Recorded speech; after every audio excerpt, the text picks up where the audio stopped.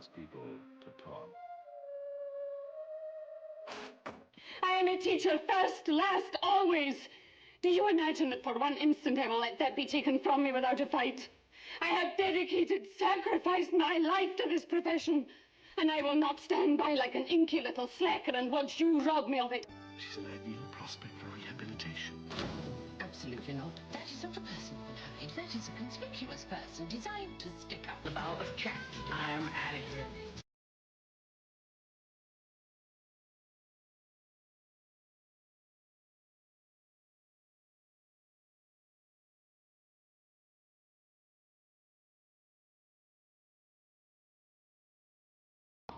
Gotcha.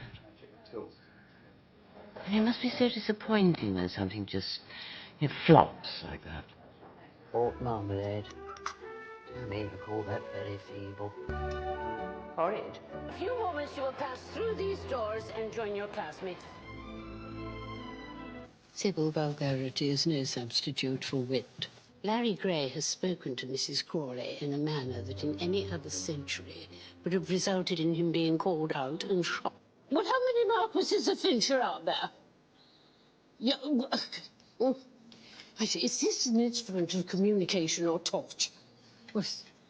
Hello? I'm a woman, Mary.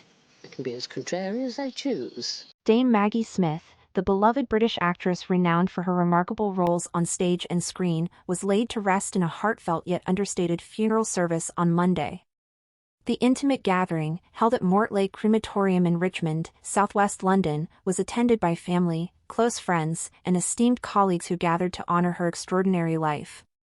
The Oscar-winning actress had passed away in September at the age of 89, leaving behind a legacy spanning 7 decades that captivated audiences worldwide.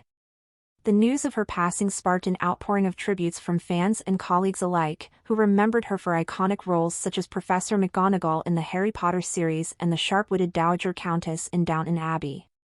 Born Margaret Natalie Smith on December 28, 1934, in Ilford, Essex, Dame Maggie was surrounded by loved ones when she peacefully passed away on September 27 at Chelsea and Westminster Hospital following a prolonged illness.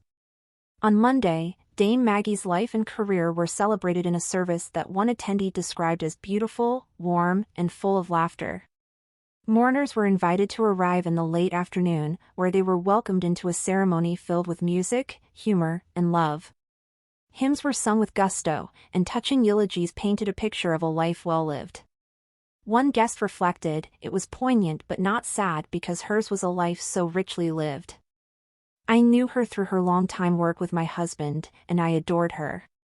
The Order of Service paid a touching tribute to Dame Maggie's legacy, featuring a photo of her as a child on the front cover and a more recent image of her smiling on the back. The program read, "In loving memory of Dame Margaret Natalie Smith, a nod to the warmth, humor, and grace with which she graced both the stage and her personal life." Dame Maggie's final resting place, Mortlake Crematorium, is home to other notable figures such as former Prime Minister Margaret Thatcher and comedian Tommy Cooper. Her 2 ex-husbands, however, are not buried there. Having spent her later years in West Sussex, Dame Maggie had remained relatively private, and her funeral reflected her personal approach, focusing on celebrating her life rather than on the sorrow of her loss. Following her passing, Dame Maggie's sons, Chris Larkin and Toby Stevens, released an emotional statement expressing their deep sadness. They described her as an extraordinary mother and an intensely private person who had been surrounded by friends and family until her final moments. Her family includes 5 grandchildren, and her legacy of kindness, resilience, and humor lives on through them. Tributes poured in from across the United Kingdom and beyond. King Charles expressed his sadness, referring to Dame Maggie as a national treasure and highlighting her warmth, wit, and remarkable career that spanned over half a century. "My wife and I were deeply saddened to learn of her passing," the King's statement read. "As the curtain falls on this national treasure, we join people around the world in remembering with the fondest admiration and affection her many remarkable performances, as well as the warmth in which she shared both on and off the stage." Prime Minister Keir Starmer also paid homage to Dame Maggie, celebrating her as beloved by so many for her extraordinary talent. He emphasized her unique ability to capture the essence of complex characters and bring them vividly to life, making her one of the most respected actresses in the world. Many of her co-stars and close friends offered their heartfelt reflections. Daniel Radcliffe, who starred alongside Dame Maggie in the Harry Potter series, remembered her for her fierce intellect and gloriously sharp tongue. Miriam Margolyes, another close friend and collaborator, described Dame Maggie as the best of the best, marveling at her blend of ferocity, a glint of mischief, delight, and tenderness. Margolyes, reflecting on her awe of Smith's talent, remarked, "I've been in awe of her, as have all her colleagues. I saw the kindness she had, but also how absolutely terrifying she could be when she wanted to be." Dame Maggie's career began in the late 1950s and quickly drew acclaim. She received her first BAFTA nod for Promising Newcomer in 1959 for her role in the crime film Nowhere to Go, signaling the beginning of a storied career that would make her a household name. Over the years, Dame Maggie earned numerous accolades, including 2 Academy Awards, 4 BAFTAs, 3 Golden Globes, and multiple Emmy Awards, solidifying her status as one of Britain's finest actresses. Her portrayal of Jean Brodie in the prime of Miss Jean Brodie catapulted her to international fame, as she brought to life the passionate, if sometimes misguided, schoolteacher. This role won her an Academy Award and remains one of her most cherished performances.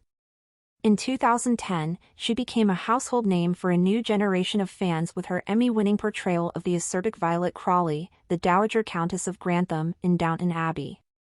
Her unforgettable wit and sharp humor in the role resonated deeply with audiences, and she continued to play the character in the show's film adaptations.